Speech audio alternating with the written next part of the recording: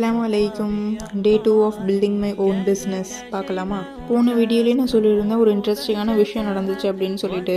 போன வீடியோவில் நான் என்னெல்லாம் பண்ணக்கூடாது அப்படின்னு சொன்னனோ அதெல்லாம் நானே பண்ணேன். அதை வச்சு தான் உங்களுக்கு ஆக்சுவலாக அதில் பண்ணக்கூடாதுன்னு சொல்லியிருந்தேன். என்னென்னா 2 மேனுஃபேக்சர் கிட்ட மட்டும் பேசிவிட்டு கன்க்ளூஷனுக்கு வரக்கூடாது சொல்லியிருந்தேன். ஃபர்ஸ்ட் மிஸ்டேக் நானே அதை பண்ணியிருந்தேன். அதனால தான் உங்களை அவாய்ட் பண்ண சொல்லியிருந்தேன்.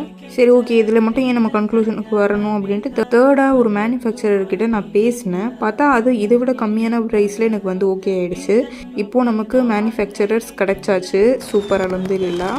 இப்போது நமக்கு கஸ்டமர்ஸ் வேணும்.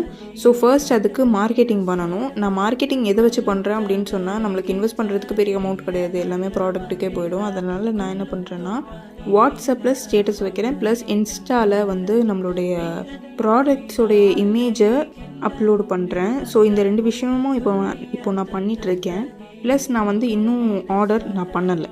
அவங்க அனுப்பிச்ச கேட்லாகை வச்சே ஸ்டேட்டஸும் நம்மளுடைய இன்ஸ்டா அப்டேட்டும் நான் கொடுத்துட்ருக்கேன். ஸோ இந்த மாதிரி என்னோட சேர்ந்து நீங்களும் ட்ராவல் பண்ணணும் அப்படின்னா இந்த பிஸ்னஸில் என்னோடய பேஜை கண்டிப்பாக ஃபாலோ பண்ணிக்கோங்க. பை.